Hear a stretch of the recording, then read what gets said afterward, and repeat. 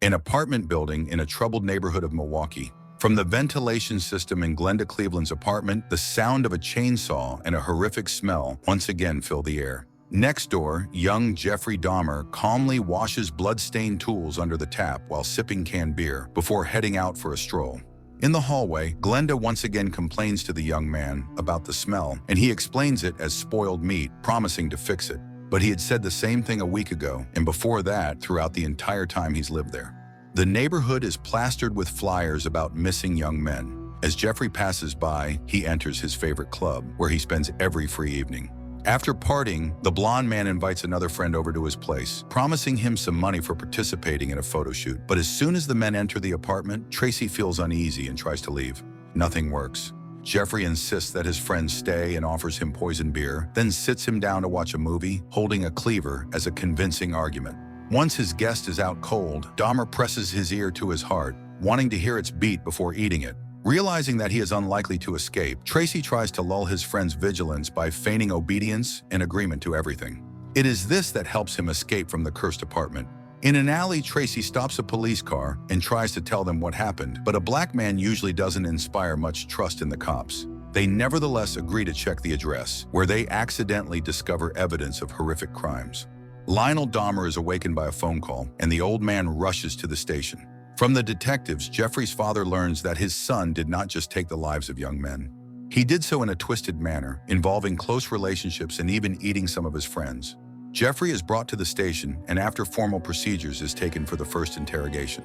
The young man immediately states that he intends to cooperate with the investigation and will openly tell everything. Dahmer begins his confession with memories of his early childhood.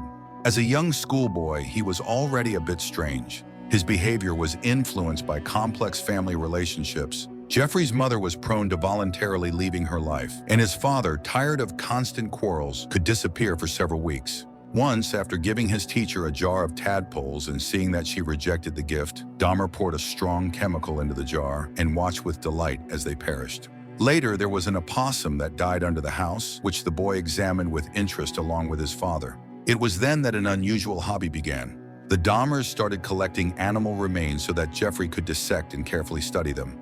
Catherine was horrified by her son's hobby, but his father supported such an interest, pleased that the boy had finally found an activity he enjoyed. Later, while trying to live in Miami, Jeffrey fondly remembered the evenings spent with his father in the garage when he didn't feel lonely. One day, the memories overwhelmed him so much that the young man asked his father for permission to return home. In Milwaukee, Jeff moved into his grandmother's house and got a job in a meatpacking plant. It was then that he first felt an attraction to the male body, falling in love with a mannequin, which he even stole. Jeffrey's memories shift to several years later. Noticing a crowd of teenagers near a store, he chose the youngest among them and, for a few bucks and a pack of beer, convinced young Konarak to pose for some photos. At that time, Dahmer didn't want to immediately dispose of his friend. He was interested in experiments. After getting the Asian boy drunk, Jeff used a drill to alter his brain and make him more obedient. After regaining some consciousness, Konarak managed to escape the apartment and get down to the street. But due to the tranquilizer and injuries, he couldn't explain anything to the two policemen who found him in an alley. Summoning her courage, Glenda intervenes in the scuffle, arguing with the cops that this isn't the first strange incident and that the blonde's apartment needs to be checked. But unwilling to deal with a non-traditional couple and a screaming black woman, the police hand the young Asian back to his friend and leave. As soon as the police car leaves, Jeffrey finishes off his unruly friend, and Glenda once again calls emergency services, reporting strange noises from the neighboring apartment. Her complaint goes ignored once more. But let's go back to 1959, when the Dahmer family first learned of the upcoming edition. Having many psychological problems, the woman takes handfuls of pills, which greatly worries Lionel. One day, he even finds his wife naked at a bus stop in the snow. When Jeffrey became a teenager, he had a close relationship with his father. But despite this, the boy did not dare to share his strange inclinations, hoping that his attraction to girls would eventually appear, while for now, he took pleasure in fish guts. Anatomy lessons became Dahmer's favorite to the point where he started asking for work to take home. This period coincided with his parents' divorce. The boy's mother gained full custody of the younger son without even asking with whom Jeffrey would live. In the midst of sorting out their relationship, the parents missed the moment when Jeff was left home alone for several months. The boy drinks heavily, starts working out, and fantasizes every evening about closeness with other men. In an alley not far from home, Jeffrey notices a handsome runner. After learning his training schedule, the young man, armed with a bat, decides to attack, but at the last moment lacks the courage. Joyce undergoes rehabilitation after the divorce at a women's center. When she regains her composure and begins helping other women in need, the center's director offers her his position. Jeffrey's rude behavior is excused by those around him as stemming from family problems. Teachers try to support the teenager, but it seems he doesn't need it. On the way home, Jeff stops his car in front of a handsome guy who asks for a ride to the city. Agreeing, Dahmer lures him to his place, and when the guy, realizing the blonde isn't quite traditional, tries to leave, Jeffrey stops him with a barbell plate. Thus, his first murder occurred, remaining unsolved. When investigators found the hitchhiker's remains, Jeff gladly told the detectives how he had tried to dispose of them. After this incident, Jeffrey managed to suppress his desires for 9 years. Although he was still only attracted to internal organs or male bodies, the young man just wanted to be a good boy and a source of pride for his parents. By that time, the boy's father had already started a new family, continuing to argue with his ex-wife. Seeing the mess Jeffrey had made, Lionel scolded his son and only then found out that the teenager had lived alone for 3 months. In a frank conversation with his father, the boy confesses that he considers himself a failure. He tries to tell the old man about his strange, intimate preferences, but Lionel avoids the conversation, not wanting to know anything. The boy is sent to Ohio University, but he doesn't last long there. As punishment for being expelled, his father sends Jeff to the army, and the men meet only a year later, at Christmas. At first glance, everything is fine for the young man there. He looks great in uniform and is no different from his comrades. No one even suspects that during the military medicine course, the soldier is recording the names of all sedatives, using which he does all sorts of things to his comrades while they're unconscious. Thus, he is also kicked out of the army, and he moves to live with his grandmother. The old woman gives the young man an iron chest, in which she keeps his father's childhood photos and family trinkets. That's when the mannequin incident occurred.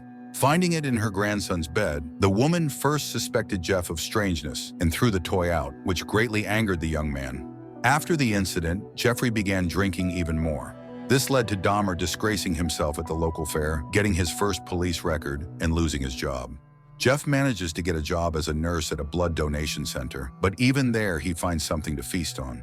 He steals bags of blood, which help him relax. The young man starts going to a nightclub for non-traditional guys, and one of his friends introduces him to the sauna's behind-the-scenes life.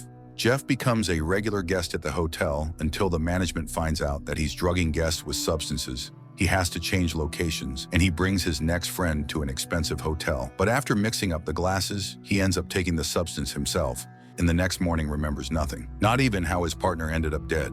Dragging the friend's body out in a huge suitcase and hiding it in his grandmother's basement, Jeffrey Dahmer once again escaped punishment, keeping the head in a chest with the photographs as a souvenir.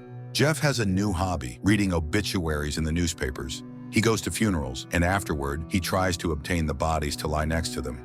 While telling detectives about this, the young man said he wanted to control someone just as he is constantly controlled by his elders. After this, Jeff began to deliberately eliminate new acquaintances. Meeting men in bars who were into same-sex love, the young man invited them over when his grandmother was asleep, and after drugging them, dragged them into the basement where he carried out his brutal experiments. Sometimes the old woman would complain about the smell, but the young man always found excuses that didn't arouse suspicion.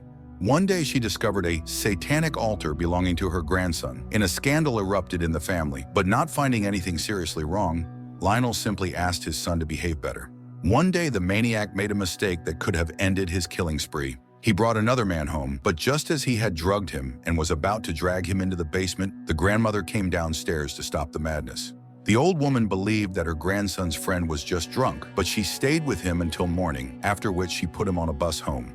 Once he regained consciousness, the rescued young man went to the police, but his skin color once again became a reason for the authorities to ignore the report. When the situation repeated itself and a young Asian boy ended up in Jeff's house, the police took a bit more action, but the judge, considering the accused's age and character, sentenced the maniac to only 1 year in prison with the right to work, charging him only with attempted non-consensual intimacy. After his release a year later, Jeffrey Dahmer did not rethink his behavior. He simply decided to move out of his grandmother's house to avoid getting caught again. In a club, Jeffrey meets Tony, a deaf gay man who dreams of settling down and finding true love. Moving to a big city, the man indeed finds his place. He gets a good job, becomes a model, and makes friends. Returning home for the weekend, Tony meets Jeff in a bar, and it seems to him that everything is perfect. This is true love. The two men go on dates, have long conversations, and discover many common interests. Jeff even abandons his initial plans and does not use drugs. When his father arrives, Dahmer cleans the apartment and declares that he has quit drinking. He even feels that his life is changing for the better. But when Tony, after spending the night together, says he needs to leave for the city, Jeff returns to his usual state and reaches for a hammer. Tony's mother contacts the police. Upon hearing that the woman is looking for her black, deaf, gay son, the police shelve her report. When the woman starts gathering volunteers to search for Tony, Jeffrey calls the Hughes family and tells them to stop looking for their missing son. For dinner, the maniac prepares his friend's heart, savoring each bite. And then there was Tracy, who finally led the police to him. The neighbors were horrified to learn how many remains were found in the young man's refrigerator next door. The police are handling the grim case, but another problem arises. Glenda loudly declares that she had contacted the cops many times for help, but was ignored because of her skin color. Detectives are tasked with visiting the families of all the identified victims to inform them of what happened. A pastor arrives in town wanting to raise issues of racial inequality, homosexuality, and law enforcement inaction. Many believe this will only lead to more unrest. Not wanting to fight alone, the priest seeks Glenda's help, and the woman finally has someone to talk to about what she had been afraid to discuss. She recalls all the strange things that happened in the blonde man's apartment. Noise, cries of pain, and stench were constant on their floor.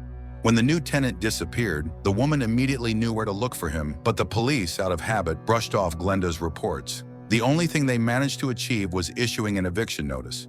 As an apology, Jeffrey brought the neighbor a meat sandwich, not just urging, but demanding that she eat it. Fortunately, the maniac was scared off by voices in the hallway, and he left. Since then, Glenda started calling the police more often, but still with no results. Lionel is allowed to see his son, but the old man can't find the words and babbles about the weather and Grandma's health. He believes Jeffrey needs help and that if they manage to have him declared insane, he could be cured. The young man mentions their joint experiments with animals, but the father doesn't want to even think that he might be partly to blame for what happened.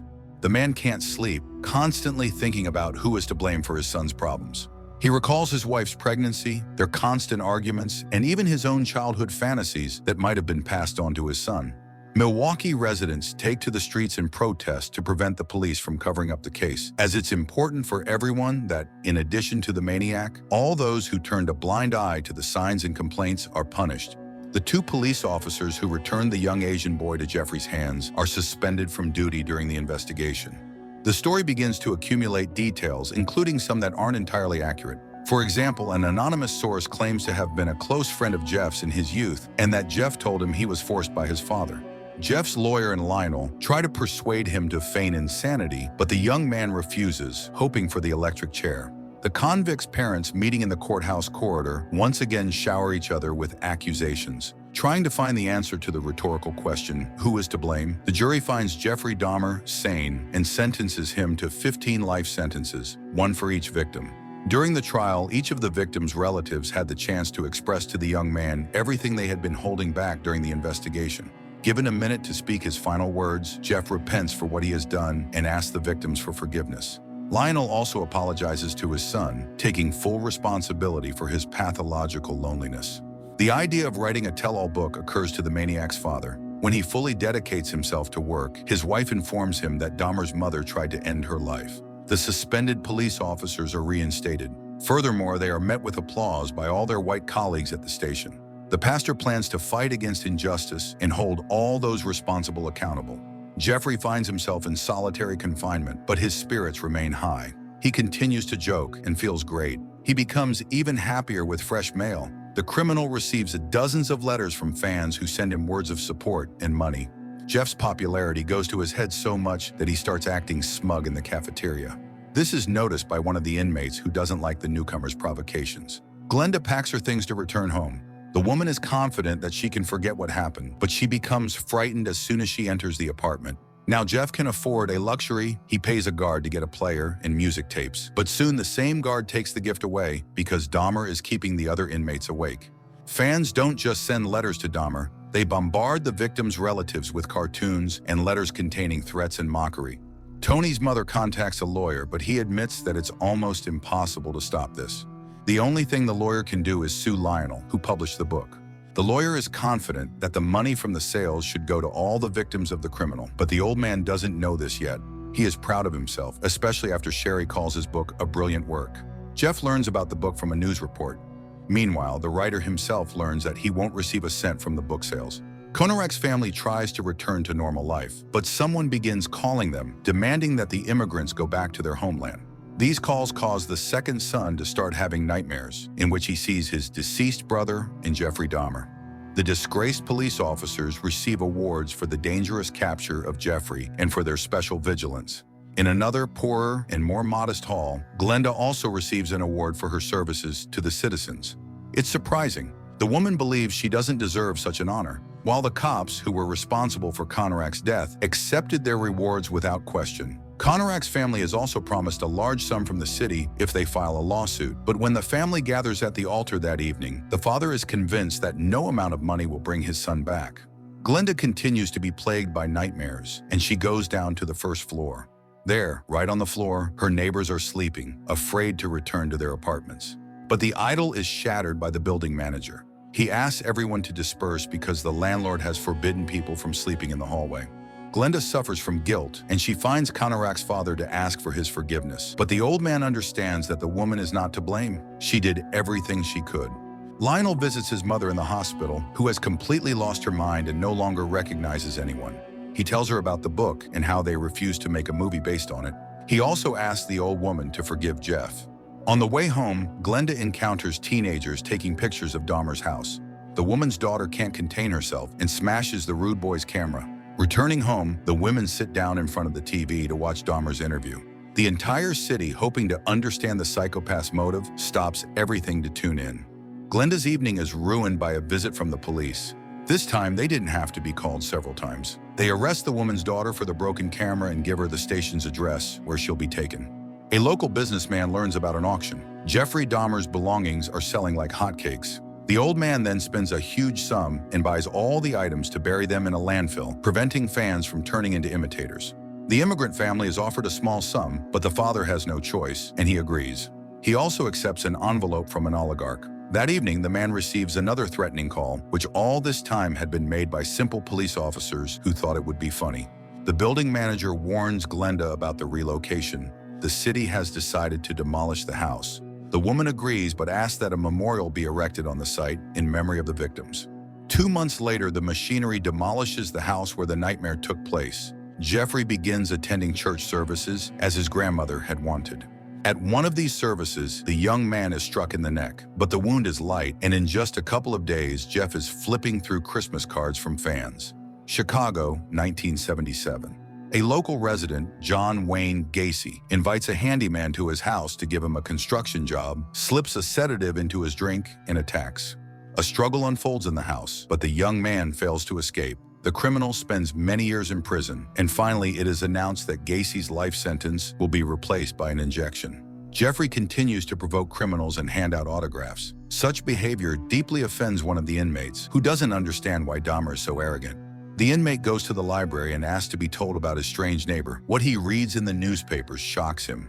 Hearing about Gacy, Jeff turns to the prison chaplain. The maniac begins to worry about his soul, and he asks to be baptized so as not to end up in hell. Glenda also turns to the preacher. She confesses that she cannot forgive Dahmer, and her heart is filled with anger. She hopes that the maniac will face punishment, not only in court. During a visit with his father, Jeffrey talks about his decision, and Lionel is happy for his son and his salvation. The man tells his son that he forgives him and will always love him, no matter what. The old immigrant marries off his son and invites Glenda to the celebration. The two share their sorrows, but both understand that they will have to find a way to live on. On the day of the solar eclipse, 2 significant events occur simultaneously. At one prison, Gacy prepares to leave this life, and in another, Jeffrey prepares to be baptized. At the same time, a Christian inmate prays to God for a sign to punish Dahmer. Jeffrey joyfully emerges from the baptismal font, confident that he is now saved. From that day on, he spends all his free time with the Bible, hoping to find answers. He has to put the book aside to do some work, but this time, another inmate is sent to assist the men. When the guard leaves the gym, Jeff realizes that something bad is about to happen. He hears his friend scream, and a minute later, his main enemy appears before Dahmer. After reading a sermon about salvation and punishment, the inmate strikes Jeffrey Dahmer several times. He continues until it is clear that it is all over. Lionel is informed of what happened and is allowed to see his son one last time. The devastated father barely recognizes Jeff and bends over him to say goodbye. After the ceremony, the convict's parents are invited for a conversation and informed that a major institute is requesting Dahmer's brain for research, but Lionel refuses. He believes his son deserves peace and they should not turn him into an experiment. The court sides with the father and denies the scientists who could have uncovered the truth about the madman's health.